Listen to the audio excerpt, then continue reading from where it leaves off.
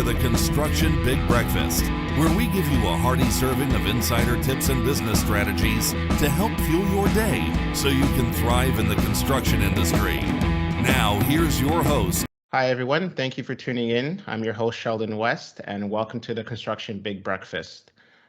Today, we'll be talking about the construction software called Bridgit, and joining me is the COO and co-founder, Lauren Lake. Hi, Lauren. Hi, thanks for having me. Yeah, no problem. Great to have you on. First question, because it is called the Construction Big Breakfast that we ask all of our guests, is what did you have for breakfast? Yes, so breakfast is my favorite meal of the day. And I went out for breakfast this morning, actually, and I had over easy eggs and toast and coffee. Oh, great. See, I had the same thing, with the exception of my toast. I had avocado on it. So I know I am a borderline millennial, so I have to have my avocado. So So good. And before we get into Bridgit and what it is and all the products involved, can you give us a little bit of a background on how it started with your co-founder, Mallory, how you guys met, and how Bridgit came to fruition? Yes, so Mallory and I are the founders of Bridgit. We both actually grew up in construction families, so we both had some exposure to the industry from our families. I also studied civil engineering in school, so I had a little bit of hands-on construction experience just through that.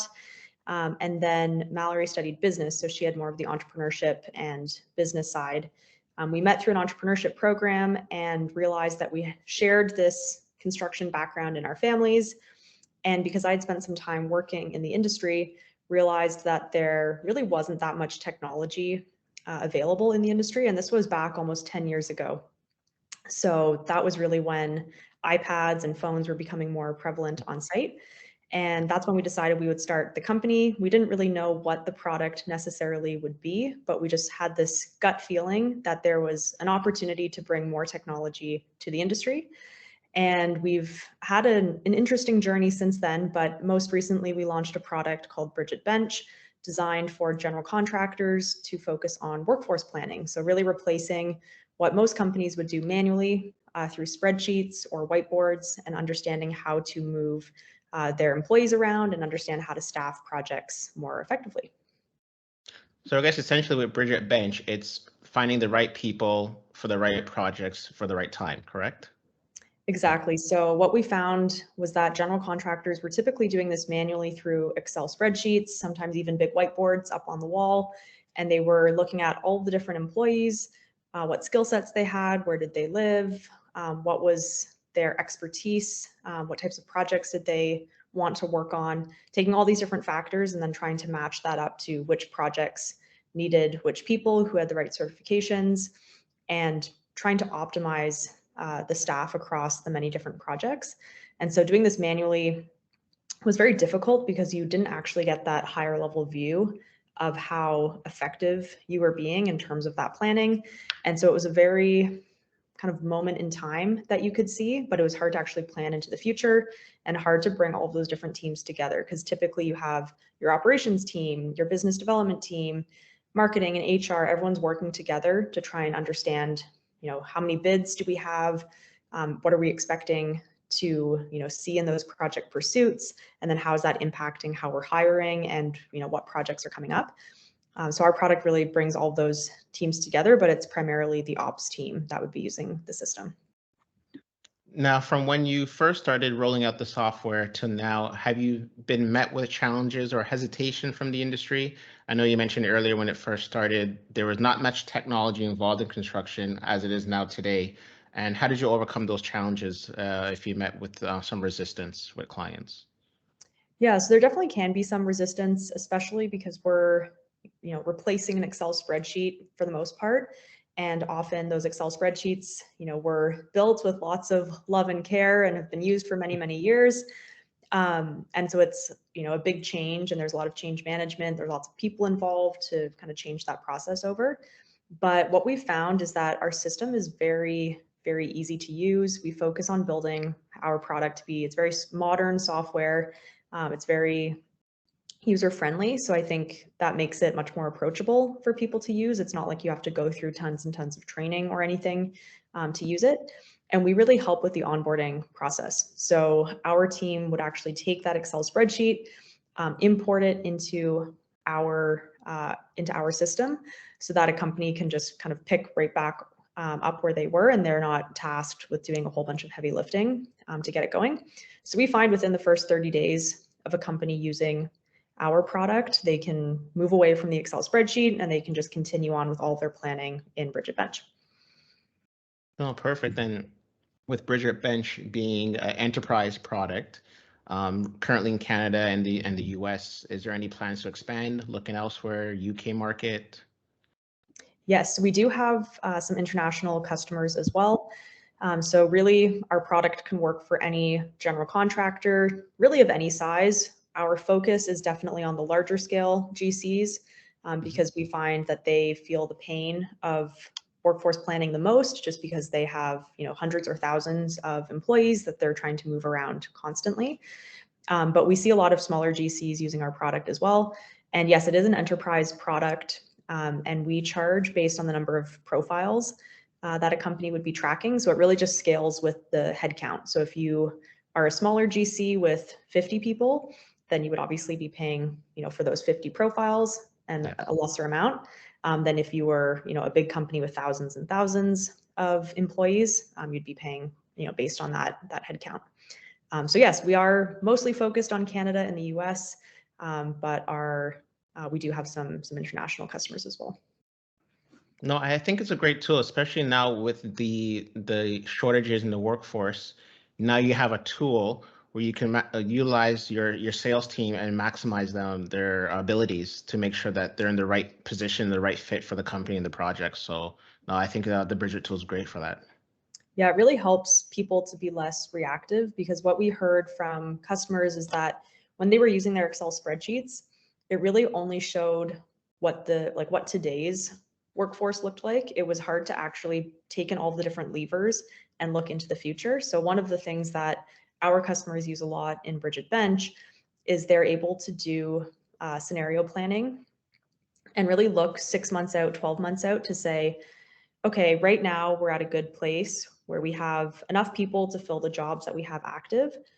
But based on the projects we have coming down the pipeline, if we win 3 out of these 5 projects or 10 out of these 20 projects, then we're, what does that look like 6 months down the road? Do we need to hire more people?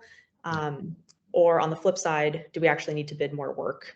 And so just looking out and doing that planning, more into the future instead of just in the moment.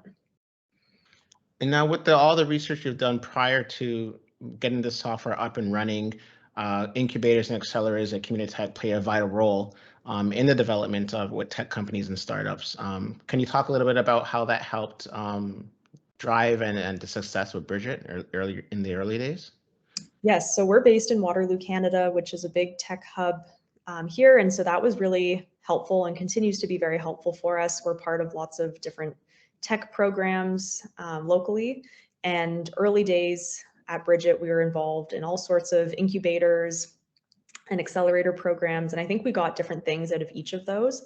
But when you're a young company just starting up, it's so helpful to meet other companies that are at the same stage as you or further ahead and try to learn from what others are doing.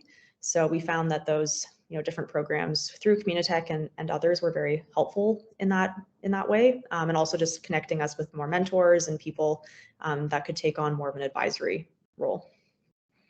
No, perfect. Yeah, I think it's key to have that support there from Canadian companies to have them stay headquartered here and grow the business and made Canada for Canada. So it's great that you guys took advantage of that and helped your company grow. Now for yourself, I know Mallory had a business before this. I think it was an online art gallery, I believe. Yes. Now, was this your first kind of dive into entrepreneurship with Bridgit, or? It was. Yes, so I studied engineering. I was always interested in starting a company, but just never thought that would really be in the cards. And so it was interesting getting involved in an entrepreneurship program, meeting Mallory, kind of finding that we had this shared construction background. All the pieces came together, and then we really just started to focus on what's the problem that we are going to solve. There's lots of different challenges within the construction industry. It was almost the hardest part was just picking where to focus. And then, yeah, once we started talking to customers and understanding that there were these pain points that we felt we could help to solve, I think it was just very exciting, and we both got kind of drawn in right away. So a lot of listening, a lot of research before you even kind of started the first kind of pen to paper as to what you want to develop. So yeah. Yeah, it was all research based. There was never a light bulb moment. It was never No something. eureka moment. Yeah. No, it was very iterative. We spoke with over 500 people, interviewed over 500 people before ever coming up with any product. Now, being both co-founders and also women, and within construction being a male-dominant industry, is there any advice you can pass along to other women trying to get into construction or maybe tech? Yeah, so we kind of joke because we're at the intersection of two very male-dominated industries, so construction and tech. So it's been, yeah, an interesting place to be. Our team is almost 100 employees now, and we pride ourselves on our team's diversity. So it's not just, the two of us, but our team is 50-50 male-female, even at the size that we're at today. So it's definitely, building a diverse team is very important to us. And that's been a huge part, I think, of Bridgit's success and just being able to bring all sorts of different people together. But in terms of being women in a male-dominated industry, I think we never really hesitated to dive into this industry. We saw the pain point, we saw an opportunity, and I don't even think at the time we really thought about the fact that we were, a little bit different, obviously, than your typical founder in the space. Yeah. The construction industry has been so incredible to work in, though. Really can't say enough good things. I think the industry really wants to see more diversity. They want to see more young people joining the industry. And people are quite open-minded to understanding different ideas and, being more inclusive. So I think that's been very positive for us. So I think really the only advice I could give is don't say no to an opportunity or not go for it just because you think you're going to be the odd one out. I mean, definitely we are to some degree, but I think we just don't really let that stop us. Yeah, and the old kind of quote that I always tell people is a dream is only unattainable when you sleep on it. So if you have an idea and dream, just go for it. So yeah. Yeah. So it's it's been good. So then now heading into 2022, what would be next for Bridget that you can share? What's up and coming, exciting? Anything you're adding, changing? What can we look forward to? Yeah, so we are adding to our product all the time. It's one thing that our customers love to see because they're always giving us new ideas of what we can add to the product and change. And so we're always acting on that. We launched, I think, 17 new features just in the past 3 months. So there is new stuff going out almost daily, which is really, really exciting. Going into next year, we are doubling down on that even more. So we are growing our product and engineering team really aggressively. We see lots of adjacent opportunities to expand the product. So we started with workforce planning. That has been a great starting point. It's a pain point that's very prevalent for operations teams, most specifically. But we see lots of adjacent opportunities to expand the product more for pre-construction, more for HR and marketing, because those are all functions that touch kind of the human capital piece. And then overall, we see an opportunity to become more of the people system of record for people data within the industry, which is an area that other players aren't really in at this point. So that's really exciting for us. So we are growing our team in order to do that, and just looking to bring on more customers, work with more companies, and better the product. No, thank you. That was really insightful learning about Bridget and where it came from to where it is now, and looking forward to the future. So again, thanks, Lauren, for joining us today on the podcast. Thanks so much for having me. Where can listeners and viewers find more about Bridget? Yes, so you can go to our website. It's gobridgit.com. You can see some information about the product there. You can reach out to our team there to book a demo and see how the tool works. And then you can also follow us on LinkedIn and other forms of social media. So that's probably the best place to find us. On LinkedIn, we're always posting new updates So that's probably one of the easiest places just to see more info. Oh, perfect. So to everyone listening, watching today, thank you for tuning in. If you want to learn more about Bridgit, again, the details are in the description.